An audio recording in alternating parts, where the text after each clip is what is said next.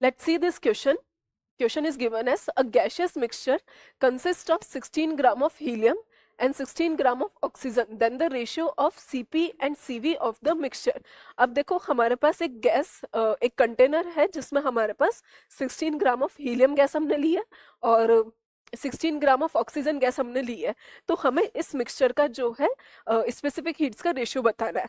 तो अगर मैं बात करूं ratio of mixture, ratio of specific heats किसके लिए, फॉर मिक्सचर ऑफ गैसेस के लिए,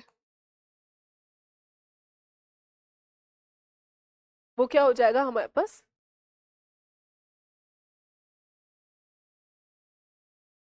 तो हमारे पास अगर मैं बात करूं सीपी की, तो हमारे पास किसका, ये हम बात करें मिक्सचर की हम बात कर रहे हैं। तो यहाँ पे मैं इसको लिख रही हूँ सीपी मिक्सचर। तो ये हो जाएगा हमारे पास N1 CP1 plus N2 CP2 upon में टोटल नंबर ऑफ मोल्स। यहाँ पे N1 और N2 क्या है, दोनों गैसेस के नंबर ऑफ मोल्स है। इसी तरह से अगर मैं CV मिक्सचर की बात करूं तो हमारे पास ये कितना आ जाएगा, ये आ जाएगा हमारे पास N1 CV1 plus N2 CV2 upon N1 plus N2। अब अगर ये तो बिकॉज हमारे पास दो गैसेस थी, इनके रेशियो की हम बात करें इसलिए मैंने यहाँ पे रेशियो ले लिया है। अब यहाँ पे हमारे पास दो गैसेस का ही हम मिक्सचर ले रहे हैं। अगर मेरे पास दो से ज्यादा हो तो हम N1 CP1 plus N2 CP2 plus N3 CP3 and so on करके हम upon N1 plus N2 plus N3 and so on करके हम जितनी भी गैसेस हमारे मिक्सचर में प्रेजेंट है उन सबका हम ऐड करके फिर हम उसका रेशियो लेते हैं। तो अब देखो यहाँ पे मुझे किस किस की जरूरत है, तो हमें चाहिए पहले नंबर ऑफ मोल्स। तो सबसे पहले अगर मैं बात करूं हमारे पास क्या है, हीलियम गैस है। तो हीलियम गैस के लिए, हीलियम गैस के लिए मेरे पास नंबर ऑफ मोल्स क्या हो जाएंगे, नंबर ऑफ मोल्स जो कि हमें गिवन है क्वेश्चन निकालना है हमको, वो हमने लिया है N1। तो number of moles helium gas के लिए हमारे पास कितने आ जाएंगे, 16 ग्राम। हीलियम गैस का मास कितना होता है 4, तो ये हमारे पास नंबर ऑफ मोल्स आ गए हैं 4। अगर मैं ऑक्सीजन गैस के लिए बात करूं, ऑक्सीजन के लिए तो हमारे पास नंबर ऑफ मोल्स उसके लिए कितने आ जाएंगे, number of moles will be N2,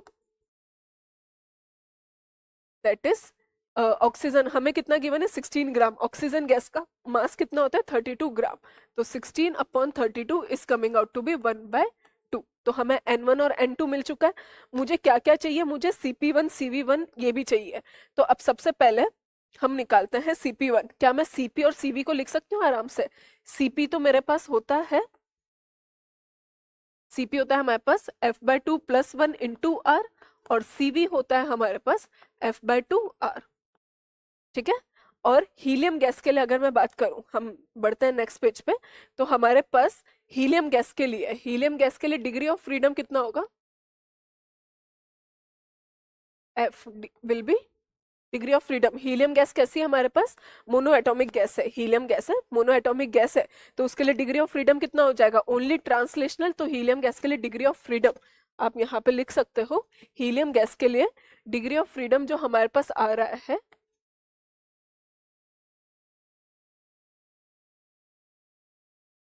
F is equals to 3। इसी तरह से अगर मैं ऑक्सीजन गैस के लिए बात करूं तो ऑक्सीजन गैस के लिए मेरे पास डिग्री ऑफ फ्रीडम कितना आएगा,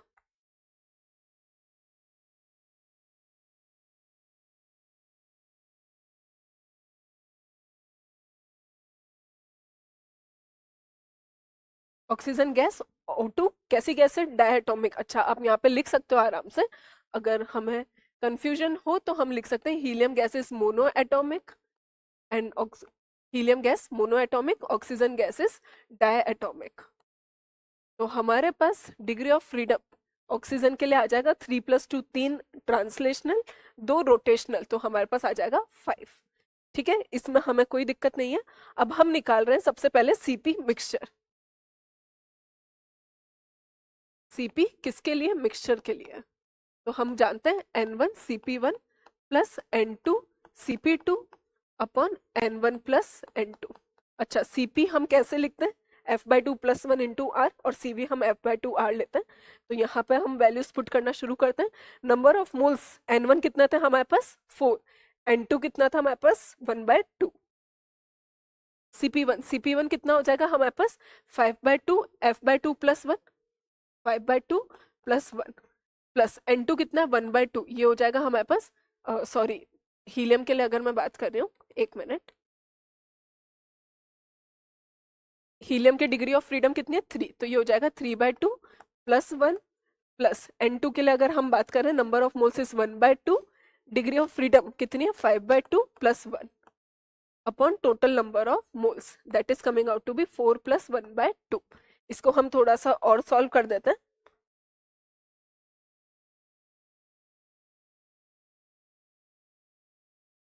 तो हमारे पास सीपी मिक्सचर जो निकल कर आएगा that is coming out to be, इसको थोड़ा सॉल्व करो, एलसीएम लोगे 3 + 2 5/2, 4 × 5/2 प्लस ये हो जाएगा हमारे पास 1/2 7/2 और ये 1/2 × 7/2 अपॉन ये कितना हो रहा है 2 4 = 8, 8 + 1 9/2।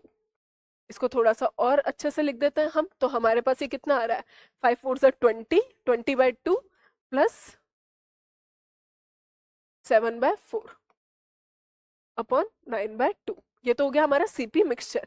इसी के साथ यदि हम बात करें सीवी मिक्सचर की, तो सीवी मिक्सचर हमारा कितना आएगा देखते हैं, वो हो जाएगा हमारे पास N1 CV1 plus N2 CV2 upon N1 plus N2, तो that is coming out to be number of moles for CV1 हमारे पास वो कितना हो जाएगा 3/2 R। अच्छा वो R हमने हटा दिया है बिकॉज हम रेशियो में उसको F/2 + 1 जब यहाँ पे R लिखोगे तो भी कोई दिक्कत नहीं है, मैंने R बाहर ही ले लिया है, ठीक है, क्योंकि रेशियो में वो वैसे भी कैंसिल हो जाएगा।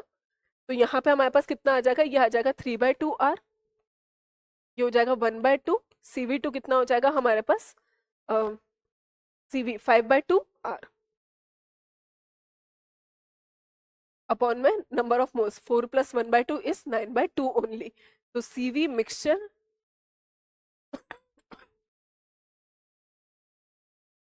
that is coming out to be 4 3 = 12/2 plus 5/4 R upon 9/2।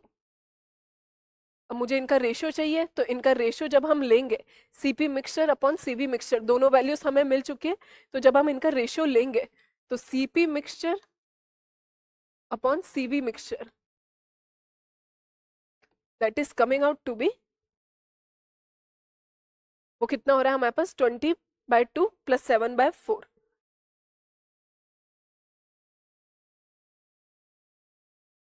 Upon में 9/2 आया था और divided by that is coming out to be 12/2 plus 5/4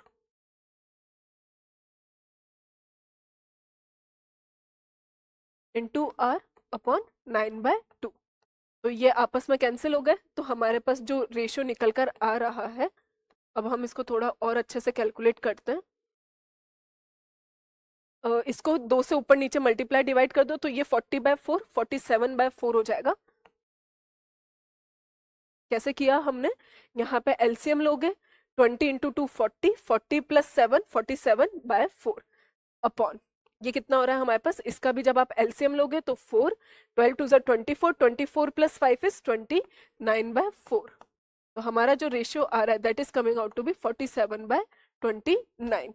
तो देखते हैं हमारा कौन सा ऑप्शन है 47/29। अच्छा अब आप जब इसको डिवाइड करोगे 47 डिवाइडेड बाय 29, ये तो हम करना जानते हैं अच्छे से, तो 47 डिवाइडेड बाय 29 कितना आएगा, जब आप इसको कैलकुलेट करोगे 47 डिवाइडेड बाय 29 हमको करना है,